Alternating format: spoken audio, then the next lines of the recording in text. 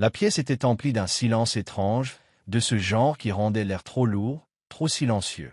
Une tension étrange s'accrochait au mur et marquait chaque centimètre du visage de Marie.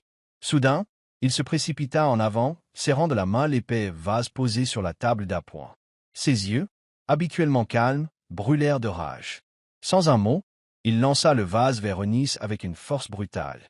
Le fracas du verre contre son crâne résonna dans leur petit appartement comme un cri. La douleur lui arracha la tête et sa vision se brouilla instantanément.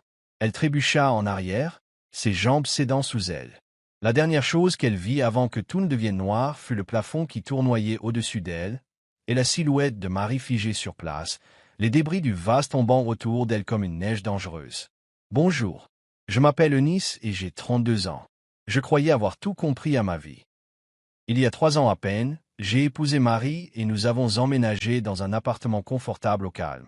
Je travaillais à temps plein dans une agence de création, et Marie avait un emploi stable de vendeuse de compléments alimentaires pour sportifs. De l'extérieur, nous semblions parfaits, voire équilibrés. Nous avions un plan, économiser suffisamment d'argent, acheter une maison et peut-être fonder une famille bientôt. Tout se déroulait comme prévu, du moins je le croyais. Tout a commencé à dérailler quand Isla, la sœur cadette de Marie, est venue vivre avec nous. Au début, tout semblait si innocent. Elle venait de perdre son mari dans un tragique accident, et avec 3 jeunes enfants à charge, ses parents pensaient qu'elle ne devait pas rester seule. Ils lui ont donc demandé si elle pouvait rester chez nous un moment. Eunice n'était pas emballée par l'idée, mais elle comprenait. Isla était en deuil et s'occuper seule de 3 jeunes enfants était accablant. Alors Eunice acquiesça lorsque Marie lui demanda s'il pouvait l'aider. « Juste un petit moment, dit-il en l'embrassant sur la joue. À l'arrivée d'Isla, Marie s'est illuminée. Il l'a serrée fort dans ses bras, a pris ses sacs et a fait visiter l'appartement aux enfants comme si c'était un hôtel. « C'est formidable de les avoir ici, non ?» a-t-il demandé avec un large sourire. Eunice sourit poliment. Bien sûr, ce serait agréable de passer du temps ensemble. Mais au fond, elle se sentait mal à l'aise. Leur appartement n'était pas grand, et Marie et elle travaillaient toutes les deux à temps plein. Combien de temps allait-elle pouvoir courir plus d'1,50 m? Eunice a d'abord fait de son mieux. Elle a aidé Isla avec les enfants, préparé le dîner tous les soirs et rangé après le chaos. Elle se persuada que c'était temporaire. Mais les semaines passèrent. Puis un mois. Isla ne semblait pas pressée de partir. Elle ne cherchait pas de travail et ne proposait pas d'aide.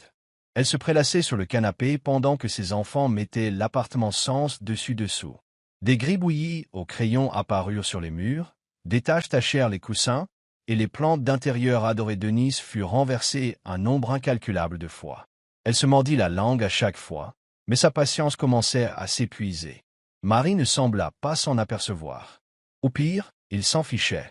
« Isla traverse une période difficile, dit-il à Eunice quand elle prit enfin la parole. Elle a besoin de temps. Laissons-lui encore un peu de temps. » Mais ce temps s'étirait de plus en plus. Et Eunice se sentait invisible.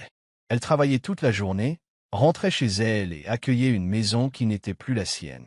Un soir, alors qu'elle servait le dîner, Marie demanda nonchalamment « Tu peux préparer autre chose la prochaine fois ?» Isla n'aime pas la cuisine épicée. Eunice cligna des yeux. « J'ai travaillé toute la journée. C'est tout ce que j'ai eu le temps de cuisiner. » Marie haussa les épaules. « Eh bien, elle a passé la journée avec les enfants. Elle est fatiguée aussi. » Et Eunice serra las dents. La même conversation se répétait comme un disque rayé. Eunice essayait de se rappeler qu'Isla était en deuil. Mais ne méritait-elle pas elle aussi le repos? Ne méritait-elle pas le soutien de son propre mari? Chaque fois qu'elle exprimait sa frustration, Marie la lui renvoyait. « Tu es égoïste, » dit-il un soir, alors qu'Eunice craquait après avoir nettoyé une autre brique de jus renversée. « C'est une famille. On prend soin les uns des autres. » Eunice le regarda, incrédule. « J'ai pris soin d'elle. Chaque jour. Mais nous, Marie, et notre mariage ?» Il ne répondit pas. Puis vint le soir qui bouleversa tout. Eunice faisait la vaisselle, Marie se tenant derrière elle. « Il faut qu'on parle, » dit-il fermement. Elle soupira en s'essuyant les mains. « Et maintenant ?» Marie hésita, puis sourit légèrement. « Isla a trouvé des offres d'emploi ici en ville. Elle envisage de rester. » Et Eunice se fija. « Rester? De façon permanente ?» Marie hocha la tête. « C'est logique. Les enfants sont habitués à l'école à proximité. Elle est à l'aise. Ça marche. Eunice se tourna vers lui, le cœur battant. Nous n'avons pas de place. Et nos projets d'avenir? Marie n'a même pas bronché. C'est ce qu'il y a de mieux pour tout le monde. La voix d'Eunice tremblait. Bien à tous. Et moi? Demanda Marie d'un ton presque désinvolte. Je pense que tu devrais quitter ton travail. Reste à la maison et aide avec les enfants. Isla va travailler, et il faut que quelqu'un soit là. Eunice reste bouche bée. Tu veux que j'abandonne mon travail, ma carrière, pour les enfants de ta sœur? C'est juste, dit Marie d'un ton neutre. C'est une mère célibataire. Eunice sentit une tempête monter en elle. Et moi, je suis quoi? Ta femme de ménage à domicile. J'ai tout fait. Tu as cuisiné, nettoyé, aidé aux devoirs. Tu n'as pas levé le petit doigt. Le visage de Marie se tordit de colère. Tu ne comprends pas ce que signifie la famille, Eunice. Tu penses toujours à toi. Ses mains tremblaient. J'ai déjà tant abandonné. Je t'ai soutenu, je l'ai soutenu. Et tu me prends pour un égoïste? Il s'approcha d'un ton sec. Si tu n'étais pas si préoccupé par ton confort, tu verrais que c'est ce qu'il y a de mieux. Eunice recula. Qu'est-ce qui est le mieux pour toi? Pas pour moi. Je ne quitterai pas mon travail. Je ne renoncerai pas à ma vie pour prendre soin de quelqu'un d'autre. Puis elle a commis l'erreur de lui tourner le dos. C'est alors que cela se produisit. D'un mouvement rapide, Marie attrapa l'épais vase en céramique sur la table. Eunice l'entendit avant de le voir. Le sifflement de la balle fondant l'air. Elle se retourna juste à temps pour la voir foncer vers elle. Puis une douleur vive et fulgurante la saisit à la tête. Ses genoux cédèrent. Elle s'effondra au sol. Du sang chaud coula sur ses tempes. Le vase gisait en morceaux à côté d'elle. Elle l'entendait respirer au-dessus d'elle, figée sur place. Eunice, sa voix tremblait. Mais il ne bougea pas. Son corps hurlait de douleur. La pièce tournoyait à toute vitesse. « Que as-tu fait » murmura-t-elle, à peine capable de parler. Marie recula d'un pas, les mains tremblantes. « Je ne voulais pas dire. Je ne l'ai pas fait. » Eunice savait qu'elle devait sortir. Elle a réussi à se mettre à quatre pattes. Chaque mouvement lui envoyait de nouvelles vagues d'angoisse. Elle se releva à force de griffes, s'aidant du comptoir pour garder l'équilibre. Sa vision essembrowilite. Elle attrapa son sac à main et tâtonna avec son téléphone, les doigts couverts de sang. Elle composa le 911, les mains tremblantes. Les secours arrivèrent rapidement. Eunice se souvenait des lumières vives de l'ambulance. L'odeur stérile de l'hôpital. Les voix calmes mais pressantes des infirmières. Elle perdait conscience par intermittence, ses pensées étaient confuses et lointaines. À un moment donné, un médecin lui a parlé doucement. « Vous avez une commotion cérébrale et nous surveillons une hémorragie interne. Nous avons soigné la plaie et commencé à gérer la douleur. » Eunice hocha à peine la tête. La douleur physique n'était qu'une partie du problème. Le choc émotionnel était plus grand encore. L'homme qu'elle aimait l'avait agressée. Cette vérité pesait lourdement sur sa poitrine. Plus tard dans la nuit, alors qu'Eunice était allongée dans une chambre d'hôpital sombre, les yeux rivés au plafond, on frappa à la porte. Une infirmière entra, suivie d'un policier. « Mademoiselle René » demanda l'officier. Eunice grimaça en hochant la tête. « Je suis l'agent Junot. Je dois prendre votre déposition. » L'infirmière l'aida à se redresser. Lentement, à travers ses respirations douloureuses, Eunice lui raconta tout. Comment tout avait commencé, comment tout s'était aggravé, au moment où le vase lui avait heurté la tête. À la fin, sa voix tremblait de sanglots. Le visage de l'agent Junot était sombre. Marie avait été arrêtée. Vous devrez déposer une ordonnance restrictive. Les jours qui ont suivi ont été flous. Marie a été mise en examen et accusée d'agression. Le tribunal a accordé une ordonnance de protection temporaire. Eunice est restée à l'hôpital quelques jours supplémentaires, se remettant de sa commotion cérébrale et de son traumatisme crânien. Sa sœur cadette, Nira, est venue la rejoindre et ne l'a plus quittée. « Tu es en sécurité maintenant » murmura Nira une nuit, tenant la main d'Eunice. À sa sortie, Nira l'aida à emballer ses affaires. Traverser ces pièces, c'était comme traverser un cimetière. Silencieuse, sans vie, pleine de souvenirs brisés, Eunice emménagea dans un petit appartement près de son bureau. Ce n'était rien de luxueux, mais c'était le sien. Pas de crayons sur les murs. Pas de vase cassé. Pas de cris. Juste du calme et de l'espace pour respirer.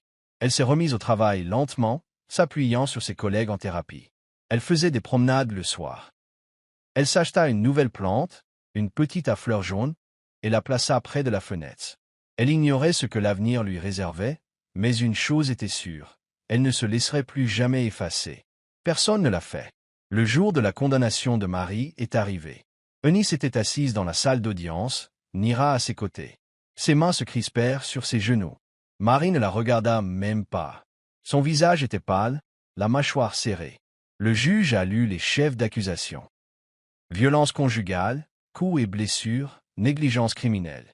Marie a été condamnée à 6 mois de prison avec suivi obligatoire de gestion de la colère. Une vague d'émotions submergea Eunice. Ni joie, ni même tristesse. Juste du soulagement. Le poids s'allégeait. Le chapitre se terminait. Alors qu'elle sortait de la salle d'audience, la lumière du soleil éclairait son visage. Et pour la première fois depuis longtemps, elle sentit qu'elle pouvait respirer. Dans les semaines qui suivirent, Eunice commença à reconstruire sa vie. Ses journées étaient calmes, mais bien remplies. Elle a accepté de nouveaux projets à l'agence, s'investissant pleinement dans son travail. Sa créativité, autrefois enfouie sous des couches d'épuisement et de ressentiment, a recommencé à fleurir. Ses collègues l'ont remarqué. « Tu es radieux ces derniers temps », a dit l'une d'elles lors d'une réunion d'équipe. Eunice a souri, non pas parce que tout était parfait, mais parce qu'elle était enfin en paix. Elle a commencé à faire du yoga le matin, à participer à quelques séances de thérapie de groupe et à renouer avec des amis qu'elle avait perdus de vue pendant son mariage. Chaque détail, du choix du dîner au réaménagement de son petit appartement, lui semblait un pas vers la guérison. Un samedi après-midi tranquille, Eunice arrosait sa nouvelle collection de plantes lorsqu'on frappa à la porte. Elle n'attendait personne. Elle l'ouvrit prudemment, et il était là. Maris, plus mince, les yeux fatigués et l'air nerveux. « Eunice, dit-il doucement, j'ai besoin de te parler. » Son estomac s'énoua. Un instant, elle envisagea de claquer la porte. Mais quelque chose en elle lui disait que cette conversation devait avoir lieu. Pour tourner la page, au moins. Elle s'écarta et le laissa entrer. L'appartement lui parut plus petit, mais aussi plus fort. Il était à elle maintenant. Marie regarda autour de lui, gênée. Puis il s'assit au bord du canapé. « Cet endroit a l'air paisible, » dit-il. « Je voulais m'excuser. Pour tout. » Eunice se tenait debout, les bras croisés. « Tu devrais. » Il hocha la tête, la culpabilité visible sur son visage. « Je suis allé voir un psychologue. J'ai beaucoup perdu. Mon travail. Isla a emménagé chez nos parents et les enfants me parlent à peine. Mais rien de tout cela n'est comparable à ta perte. Je voulais juste que tu saches que j'essaie de m'améliorer. » Eunice écoutait calmement. Elle n'a pas pleuré. Elle n'a pas crié. Elle n'a pas tremblé. Quand il eut fini, Eunice prit une grande inspiration. « Marie, je suis contente que tu aies de l'aide. Vraiment. Mais ça ne veut pas dire que je peux oublier ce qui s'est passé. Tu m'as blessé. Tu as changé ma vie à jamais. Je ne peux pas revenir en arrière. Et je ne le ferai pas. » Les yeux de Marie s'emplirent de regret. Mais il n'a pas discuté. « Je comprends, » a-t-il dit doucement. « Je ne suis pas venu demander une seconde chance. J'avais juste besoin de m'excuser. » Eunice hocha la tête. On a dit ce qu'on avait à dire. Il s'arrêta devant la porte. « Prends soin de toi, » murmura-t-il. « Toi aussi, » répondit-elle. Puis elle referma définitivement la porte derrière lui. Ce soir-là, Eunice était assise sur son balcon, sirotant du thé au coucher du soleil. Le ciel était d'un or et d'un rose flamboyant. Et la ville en contrebas bourdonnait de vie. Revoir Marie avait réveillé quelque chose en elle. Mais ce n'était pas de la tristesse. C'était un soulagement. Soulagée de ne plus être empêtrée dans ce chaos. Elle s'était échappée. Elle avait survécu. Elle avait pris un nouveau départ. Elle pensait à tout ce qu'elle avait perdu. Et tout ce qu'elle avait gagné. La liberté. La paix. Estime de soi. Elle n'avait plus peur d'être seule. Elle n'avait plus peur de dire sa vérité. Elle n'avait plus peur de vivre. Avec le temps, Eunice adopta de nouvelles habitudes. Elle cuisinait pour elle-même. Elle a décoré son appartement avec des couleurs qu'elle aimait. Elle a décoré les murs d'œuvres d'art dénichées dans les foires locales. Elle a même aménagé un petit jardin sur son balcon. Sa façon de faire pousser quelque chose de beau à partir des débris de son passé. Ses séances de thérapie sont devenues moins fréquentes, mais plus réfléchies. « Tu as fait du chemin. » lui a dit son thérapeute un après-midi. Eunice sourit. « J'ai encore un long chemin à parcourir. » Mais elle n'était pas pressée. La guérison n'était pas une destination. C'était un choix quotidien. et elle se choisissait elle-même chaque jour. Sa relation avec Nera s'est également renforcée. Elles passaient leur week-end ensemble. Elle cuisinait, riait, se promenait dans les marchés fermiers. « Tu n'es plus la même personne », dit Nera un soir.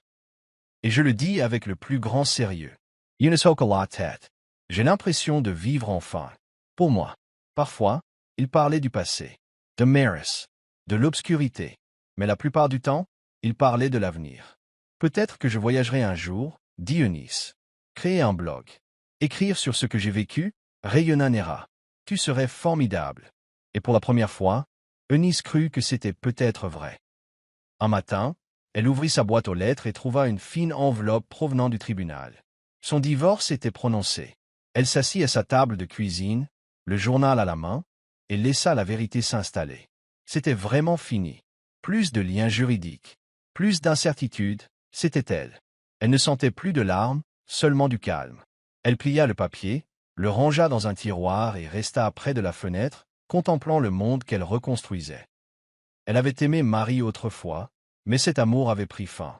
Il ne restait que sa force, son histoire, et la décision inébranlable de ne plus jamais se contenter de la douleur. Les mois passèrent. Les saisons changèrent. Les cheveux d'Eunice poussèrent. Ses pas devinrent plus légers. Les cauchemars s'estompèrent. Elle avait encore des moments de doute, mais ils étaient fugaces. Un après-midi, alors qu'elle remuait une soupe de lentilles sur fond de musique douce, elle ressentit une chaleur qui ne venait pas seulement du fourneau. C'était apaisant. Ce n'était pas la vie qu'elle avait imaginée, mais c'était la sienne. Elle était calme, douce et sûre. Elle ne recherchait plus la perfection. Elle vivait honnêtement, et cela lui suffisait. Alors que le soleil disparaissait à l'horizon, projetant une lumière dorée sur son appartement, Eunice se blottit dans son fauteuil préféré, carnet à la main. Elle commença à écrire. Non pas sur la tragédie, mais sur la guérison. À propos de survie. À propos de retrouver la joie après la douleur. Son histoire n'était pas terminée. Ce n'était que le début. Et ce serait écrit avec ses propres mots, à son propre rythme, selon ses propres termes. Elle sourit intérieurement, le cœur léger et serein. Pour la première fois depuis longtemps, Eunice ressentait quelque chose de pur. And I soulagement, and I survive. Mais le bonheur. Un bonheur inébranlable. Et ce fut son nouveau départ. Le roi Akon expliqua tout à la communauté. Reine Romade, coupe les ponts avec le roi Akon, tu as couché avec ma sœur. Tout le monde, y compris Akon, fut surpris d'apprendre qu'Iola était la sœur de Romade. Dans un pays lointain vivait une veuve nommée Coinsola. Coinsola était une belle femme très travailleuse. Elle aurait eu 2 filles sans enfant mâle. Malgré cela, les gens du quartier l'enviaient, car le mari de Coinsola la traitait avec gentillesse et bienveillance. Mais la joie de vivre sous la maison de son mari s'estompe lorsque celui-ci meurt. Coinsola en est traumatisée. Comment vais-je pouvoir supporter toutes ces filles? Tu es la seule à devoir me supporter. Coinsola se dit, et pleura amèrement quelques mois plus tard, lorsque son mari décéda un matin. Coinsola et sa fille dormaient lorsqu'elle entendit frapper à la porte. Au début, elle hésitait à ouvrir. Coinsola réussit à se lever et à ouvrir. C'était la famille de son mari qui était entrée avec des hommes. L'une d'elles, nommée Romade, hurlait à tue-tête. Elle a tué mon frère et nous a même donné tous ces salauds qu'elle appelait des enfants, pas un seul garçon, seulement des filles. Coinsola fut choqué de voir tout cela lui passer sous le nez. Coinsola répondit à Romade, tu as quitté ta communauté et tu es venu ici pour jeter toutes mes affaires hors de la maison de mon mari. Où veux-tu que j'aille avec tous ces enfants? Romade filma et dit à Coinsola, va et péris. Tu as tué mon frère. Pouvez-vous croire que vous aurez l'esprit tranquille? Coinsola et ses filles quittèrent le village et partirent pour un autre. Déstabilisée, Coinsola, soucieuse de rester forte pour ses filles, trouva une petite hutte dans la brousse et s'y installa. Un jour, Coinsola réfléchit à ce qu'elle pourrait faire pour sa survie et celle de ses filles. Puis elle se souvint comment sa mère lui avait appris à fabriquer des herbes. Coinsola, aidée de ses 2 enfants, Idiola et Tamilor, ira dans la brousse récolter des herbes. Coinsola les préparera et se rendra au royaume d'Itar, où elle les vendra. Coinsola a rapidement gagné la confiance des gens grâce à l'efficacité de ses plantes. Ses filles, 2 belles femmes, ont grandi très vite, mais elles n'ont pas pu se marier car elles vivaient dans la brousse. Cette situation a poussé Coinsola à réfléchir et à se demander quoi faire. jusqu'au jour où elle est allée vendre ses plantes au marché, comme d'habitude. Coinsola aperçut alors Romade dans une tenue pittoresque, mais elle se cacha rapidement de Romade, sa belle-sœur, pour ne pas la voir où vivait Romade. Coinsola sortit et demanda à Mama Aise qui était à côté de sa cabane. « Mama Aise, qui est cette dame ?» Mama Aise répondit. « Coinsola, tu ne la connais pas. C'était la nouvelle épouse de son roi. » Coinsola fut surprise d'apprendre que Romade, qu'il avait chassé de la maison de son mari, était mariée à leur roi. De retour à la hutte, Coinsola pensa, « Voyez-vous cette vie? Quelqu'un qui m'a chassé travaille librement, sans aucune répercussion. Je suis convaincu que ce roi n'entendra pas parler de mes méfaits. Je continuerai à traiter avec vous tous, dans cette communauté. » À son retour, Coinsola était morose et laissait libre cours à son agressivité envers ses enfants. Aise, surprise de voir sa mère dans cet état d'incrédulité, s'approcha d'elle et lui demanda ce qui n'allait pas. Coinsola, incapable de cacher ses émotions, prit la main d'Ieola et lui expliqua ce qu'elle avait vu. « Ieola, tu n'es plus un bébé. J'ai vu Romade aujourd'hui, la petite sœur de ton père, qui nous a chassés de la maison.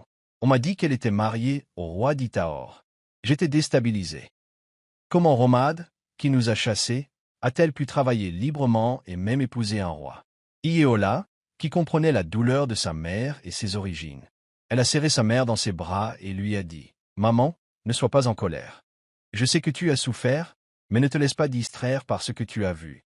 Si tu continues à y penser, cela peut perturber ta paix intérieure. » En entendant cela de la bouche de sa fille, Coinsola fut soulagée. Le lendemain, Coinsola se lève tôt et prépare toutes ses herbes. Son commerce prospère, ce qui incite les gens à s'interroger sur son activité en chuchotant dans son dos. Certains se demandent d'où elle vient, d'autres disent qu'elle utilise le pouvoir pour vendre toutes ses herbes. Mais Coinsola ne se laissa pas impressionner. Elle se concentra plutôt sur ses affaires et ses filles. Coinsola installa ses 2 belles filles dans le royaume d'Itaor. Elle subvenait à leurs besoins et prenait grand soin d'eux. Cependant, Romade, qui se trouvait être l'épouse du roi, ne pouvait donner d'enfant au roi Akonin. Romade, qui était au service du roi Akonin depuis 10 ans, ne pouvait donner aucun héritier au trône. Le roi Akonin, à l'idée de ne pas avoir d'héritier au trône, se sentait découragé. Mais comme la reine Romade ne pouvait lui donner d'héritier, elle resta indifférente à la situation. Elle se concentra plutôt sur son arrogance et son manque de courage. Elle se comporte toujours de manière insultante envers les chefs de la communauté. Un jour, ceux-ci se rendirent au palais et rencontrèrent le roi au sujet de son infertilité. Les chefs et le faiseur de roi ordonnèrent au roi Akonin de leur donner un héritier du trône. Le faiseur de roi, dans sa parole, « Je te salue, mon roi. Cette réunion a pour but de clarifier tout ce qui nous occupe sur le terrain, mon roi. Nous avons attendu si longtemps que tu nous donnes un héritier au trône. Mais si tu refuses de donner un héritier avant la fête de l'année suivante, tu devras abandonner ce trône afin que nous puissions couronner le prochain roi. » Après cette réunion, tous partirent sans penser au roi Akonin. Le roi Akonin, dans sa chambre, arpentant et méditant sur ce que le faiseur de roi lui avait dit l'après-midi, décida, après quelques minutes, d'appeler sa femme, la reine Romade.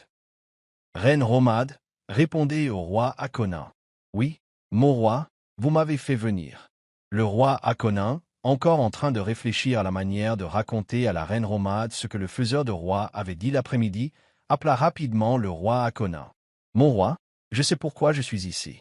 Est-ce à cause de la condition que le faiseur de roi vous a imposée? » Le roi Akonin fut choqué d'apprendre cela de la bouche de Romade.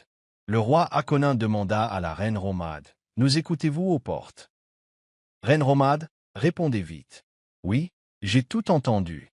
Mais, mon roi, est-ce pour cela que vous étiez si inquiet? Mon roi, veuillez vous retirer avant le festival de l'année prochaine, car vous et vos chiffres commencez à mettre ma patience à rude épreuve. 10 ans, c'est trop peu? Si vous pensez ne pas pouvoir attendre, alors trouvez une autre femme. » Roi Akonin, en train de faire sa cour. « Est-ce là ce que tu as à dire? » Répondit sèchement la reine Romade. « Que veux-tu que je dise? Que je te supplie. » Puis elle rit d'un air moqueur. « Tu crois que c'est moi le problème? C'est toi la cause du problème. Vois-tu, chez nous, on est très fertile, mais c'est toi qui n'as rien pu produire depuis 10 ans. » Romade se détendit et repoussa cette question. Le roi Akonin, furieux, se dit, « Je trouverai une solution à mon problème. » Le lendemain, dans l'après-midi, le roi Hakonin, déguisé en personne normale, sortit du palais pour prendre l'air dans l'une des huttes isolées où Koyisola et ses 2 filles avaient vécu auparavant. En même temps, Igiola aimait visiter la hutte isolée chaque fois que sa mère était à la boutique. Elle croit qu'un souvenir est lié à cet endroit. Alors que le roi Hakonin s'apprêtait à quitter la hutte, il marcha sur un minuscule bâton posé au sol. Le roi Hakonin hurla de douleur, assis par terre, se tenant la jambe. Igiola, qui se trouvait près de la hutte, entendit une voix qui disait que des filles souffrantes s'approchaient rapidement, un bâton à la main, croyant à une bagarre au lit. Arrivée sur place, elle rencontra le roi Hakonin étendu par terre. Souffrante, elle coupa rapidement des herbes et les plaça sur la blessure du roi Hakonin, ce qui l'aida à soulager la douleur. Le roi Hakonin était reconnaissant envers Igiola et lui demanda comment elle connaissait ces feuilles. « Ma mère est herboriste au royaume d'Itaor. Elle m'a montré la plupart de ces herbes. » Igiola expliqua la raison de sa visite à la hutte ce jour-là. Le roi Hakonin était à l'aise. En parlant à Igiola, roi Hakonin, ils échangèrent leurs noms. Cependant, depuis l'incident, Igiola et le roi Hakonin se retrouvent systématiquement dans cette hutte. Le roi Hakonin, séduit par la beauté d'Igiola, lui a exprimé son amour sans révéler sa véritable identité. Chaque fois qu'Igiola évoque les origines du roi Hakonin, il change de nom ou lui révèle qu'il vit chez sa méchante tante à Itaor. Jusqu'au jour où Igiola prépara des herbes fertiles pour le roi Hakonin, qu'il avait informé que sa sœur était infertile. Le roi Hakonin emporta les herbes chez lui et les donna à la reine Romade, mais celle-ci refusa de les utiliser. « Je ne peux pas boire ces herbes inutiles. Après tout, cela n'a aucun sens. » Le roi Hakonin, qui ne pouvait éviter de gâcher les efforts d'Igiola, prit les herbes et les but. Cette nuit-là, le roi Hakonin, profondément ancré dans ses pensées, pensait à Igiola. « Je n'arrive pas à croire que cette jeune fille m'ait bouleversé. » Le lendemain, le roi Hakonin, déguisé, sortit voir Igiola. Dans la hutte, Igiola, tombée amoureuse d'Hakonin, regarda Igiola. « Igiola, tu es une femme bien, sans aucun doute. Ta mère t'a bien éduquée, et je t'aimerai pour toujours dans mon cœur. » Igiola et le roi Hakonin devaient leur vie, tandis que leurs émotions s'emballaient sans contrôle. Hakonin, en couple avec Igiola, échangèrent leurs corps. Tous deux étaient heureux. Les semaines passèrent. Igiola se comportait bizarrement, mais elle ne comprenait pas ce qui venait de se passer. Elle cessa donc de se rendre à la hutte où le roi Hakonin et elle se retrouvaient toujours. Le roi Hakonin, inquiet du refus d'Igiola pendant des semaines, décida que s'il ne la voyait pas pendant cette semaine, il devrait la retrouver. Mais un matin fatidique, alors que Coinsola se préparait à aller faire ses courses, elle aperçut Igiola en train de vomir. Elle resta figée, observant la scène. Coinsola demanda à sa fille, « Igiola, es-tu enceinte ?» Elle secoua les yeux et la main d'Igiola et lui dit qu'elle était enceinte. Coinsola fut déçue. « Qui t'a mise enceinte ?»« Igiola, pourquoi as-tu décidé de me faire honte? Tu vois tous mes combats et tu as décidé de me faire ça? Qui est responsable de cette grossesse ?» Igiola resta figée, tremblante. Coinsola était furieuse de voir Igiola muette. « Tu ferais mieux de parler maintenant avant que je te donne la raclée de ta vie. » Igiola expliqua à sa mère qu'elle se rendait habituellement à la hutte qu'ils avaient quittée pour rencontrer le roi Hakonin. Coinsola demanda à Igiola où se trouvait la maison de cet homme, mais elle répondit à sa mère qu'elle ignorait où il habitait. Coinsola fondit in larmes. « Toi, cet enfant, pourquoi m'as-tu fait ça ?» Igiola et Coinsola se rendirent à la hutte à la recherche d'Hakonin, mais malheureusement, ils ne le trouvèrent pas. Igiola ne cessa de s'y rendre pendant des semaines, mais tous ses efforts semblèrent vains. Cependant, le roi Hakonin, au palais, était atteint de paludisme et ne put sortir pendant des semaines. Igiola décida de ne plus aller à la hutte et commença à aider sa mère à vendre des herbes pour qu'elle puisse prendre soin de son bébé à l'accouchement. Coinsola accepta sa fille. Cependant, le roi Hakonin s'inquiétait de ne plus pouvoir revoir Igiola. Il décida alors d'envoyer l'un de ses fidèles gardes, Adé, au village à la recherche du marchand d'herbes. Comme Igiola le lui avait déjà décrit, Adé partit en voyage et s'enquit du marchand d'herbes. Il obtint des informations, puis revint au palais et communiqua au roi Hakonin toutes les informations qu'il avait obtenues. Ce même jour, le roi Hakonin, déguisé comme à son habitude, se rendit chez Coinsola. À son arrivée, Coinsola et ses 2 filles étaient déjà dans la maison lorsqu'elles entendirent frapper à la porte. Coinsola se leva et ouvrit la porte. Elle fut surprise de voir un jeune homme sur le pas de sa porte. Elle pensa alors qu'il voulait probablement acheter des herbes. Elle dit rapidement à Akona, « Bonsoir, monsieur, il n'y a plus d'herbes aujourd'hui jusqu'à demain. » Mais Akona lui dit qu'il n'était pas venu pour des herbes, mais pour voir Igéola. Coinsola fut surprise de voir un homme venir chercher sa fille. Elle se demanda aussitôt, Igéola fait-elle n'importe quoi? Même si elle savait qu'elle était enceinte, elle appela Igéola. Sans perdre de temps, je vais mettre les choses au clair avec cet homme aujourd'hui. Igéola s'approcha de la porte. Immédiatement, son regard croisa Akona, terrifié à l'idée de tomber. Le roi Akona, choqué de voir Igéola avec son ventre rond, se demanda, est-ce qu'elle fréquente un autre homme? Coinsola autorisa le roi Akona à entrer chez eux. C'est alors qu'Igéola expliqua à sa mère, « Maman, voici l'homme que nous cherchions. C'est lui qui m'a mise enceinte. » Le roi Akona entendit cela et était plein de vie, mais il ne le montra pas à Igéola et à sa mère. Coinsola fit face à Akona, « C'est donc toi qui as engrossé ma fille et qui t'es enfui. » Le roi Akona répondit, « Non, ma chérie, je suis désolé. J'en avais fini avec Maria depuis des semaines. » Ils se sont tous réconciliés. Le roi Akona leur a dit que le lendemain, ils iraient voir sa tante et où il habite afin qu'Igéola puisse emménager avec lui. Le lendemain, Igéola s'est habillée avec sa mère dans de beaux vêtements. Elle était pleine d'excitation. Igéola a fait face à sa mère. « Maman, je suis tellement nerveuse en ce moment. En même temps, je suis remplie de joie. Même si ce qui nous a réunis était quelque chose que personne n'aurait imaginé, car on trouve la paix en lui. » Coinsola a dit à sa fille qu'elle pensait que ce serait une source de joie pour elle, mais qu'elle aussi était un peu nerveuse à cause de la façon dont Akona avait peint sa sœur. Coinsola ne l'a pas montré à sa fille. Quelques heures plus tard, Adé, le fidèle garde du corps, est venu payer Coinsola et Igéola. « Monsieur Akona m'a demandé de vous amener chez eux. » Ils attendaient patiemment. Igéola était heureuse d'apprendre cela d'Adé. Cependant, le roi Akona avait réuni ses chefs et son faiseur de roi, ainsi que la reine Romade, au palais. Il leur dit qu'il avait un cadeau spécial pour eux tous. Adé avec Igéola et Coinsola sur la route du palais. Coinsola demanda à Adé, « Jeune homme, pourquoi nous emmènes-tu au palais ?» Adé lui répondit, « C'est ici que vit monsieur Akona et c'est là qu'il m'a demandé de vous amener tous les deux. » Igéola a dit à sa mère de se calmer, « Peut-être qu'il les garde ici. » Coinsola a dit à sa fille, « As-tu oublié? Je t'ai dit que Romade habite ici. Si elle nous voit, on a des ennuis. » Igéola dit à sa mère, « Ne t'inquiète pas, maman, elle nous verra. » Par la grâce de Dieu, Adé les accueillit là où ils étaient tous rassemblés. Coinsola aperçut la reine Romade et le roi Akona et fut terrifié et tendu.